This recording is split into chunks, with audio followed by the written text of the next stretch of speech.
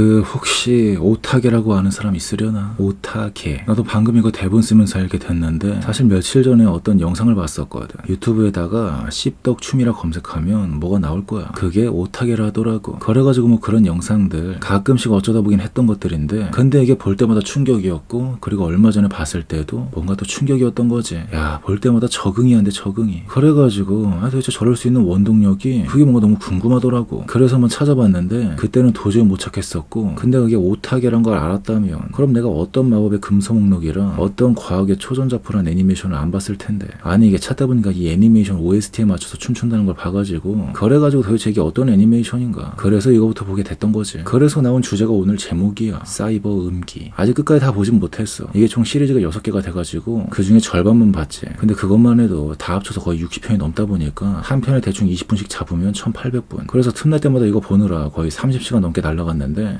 나름 소소한 수학이 있어서 다행인 것 같아. 근데 뭐 이걸 수학이라고까지 하면서 뭔가 정신승리하는 것 같기도 하지만 아무튼 이거 보느라 30시간 넘게 날렸으니까 이 애니메이션에 대한 소개부터 살짝 해보자면 어떤 마법의 금선목록 줄여서 어마금이라 하자고 그리고 어떤 과학의 초전자포 이걸 줄여서 어가초라고 얘기를 시작해보자면 아니 이게 제목이 다른 게 2개라서 뭔가 헷갈리더라고. 근데 찾아보니까 어마금이란 애니가 원래의 기본 세계관이고 그리고 거기서 외전으로 어가초가 나온 거지. 근데 외전인 어가초가 더 인기가 많은 상황. 처음에는 이게 이해가 안 가는데 근데 보다 보니까 알겠더라고. 그래서 내가 본 건 어마금 1기랑 어가초 1기, 2기 그래가지고 아까 아침에 2기까지 다 본 상황이었지. 그래서 2기까지 다 보고 나니까 이래서 이런 느낌표가 떠가지고 지금 이렇게 말하고 있는 건데 사실 원래 누가 뭐래도 원작이 짱이거든. 진짜 엔간하면 원작을 이기기가 힘들다고. 근데 이건 외전이 원작을 처벌한 상황이 나왔지. 왜 그러냐? 나도 아까 2기의 마지막 화를 다 보기 전까진 몰랐어. 근데 재미난 게 하나 있더라고. 그리고 이걸 2기의 마지막 화까지 보고 나서야 그걸 알게 된 것도 뭔가 웃기기도 하고. 다름이 아니라 마지막 화에 대전투씬이 나오는데 아니 가만 보니까 남자 캐릭터가 하나도 없었던 거야. 진짜 죄다 여자 캐릭터였던 거지. 원작인 어마금은 그래도 남자가 주인공이거든. 그래서 어떻게 보면 약간 평범한 일본 애니메이션이야. 물론 뭐 그래도 일본 애니면 여자 캐릭터가 더 많이 나오긴 하지만 근데 외전은 이게 여자가 주인공이고 그리고 조연들도 다 거의 여자만 나와. 아니 이걸 1기 때는 못 느꼈고 2기의 마지막 화 때 알게 됐던 건데 그때 이걸 좀 감지하게 되니까 순간 모를 엄청난 음기 같은 것들이 막 느껴졌던 거야. 애니메이션 속에서. 근데 이게 그 현실에서도 여자들만 많이 있는데 가면 뭔가 모를 음기 같은 게 있잖아. 그 느낌이랑도 이게 되게 비슷하게 느껴졌던 거지. 그래가지고 사이버 음기라는 단어가 생각이 나면서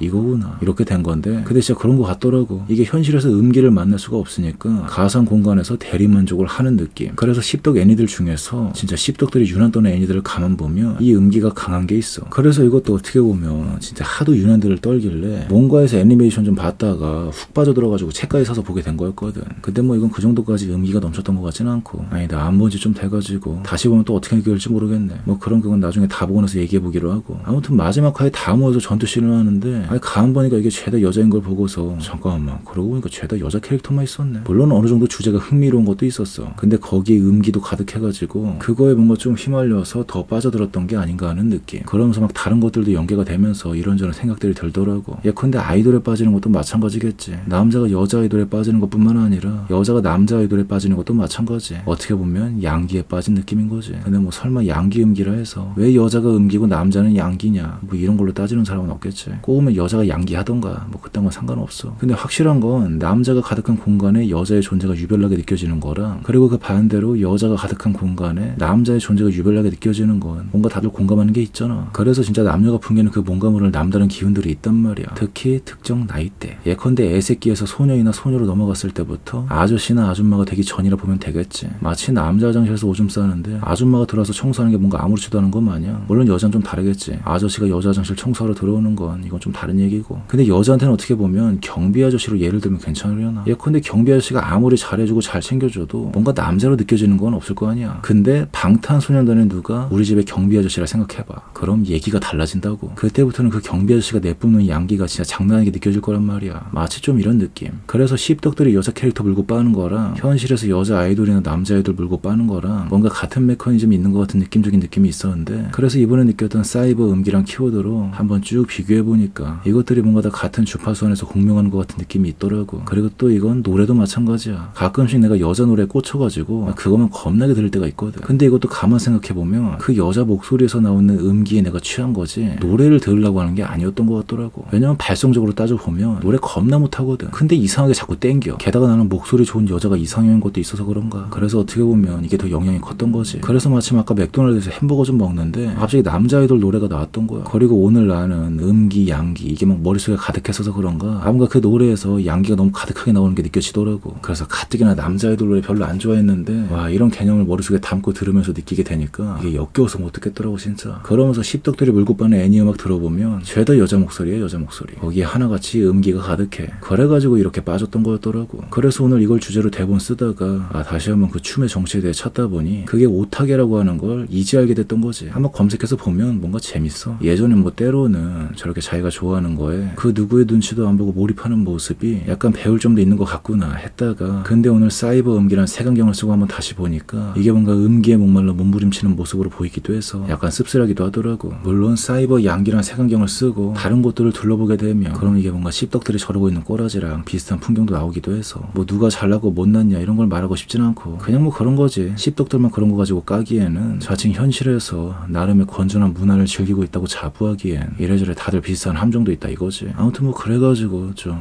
그런 생각이 들었다고.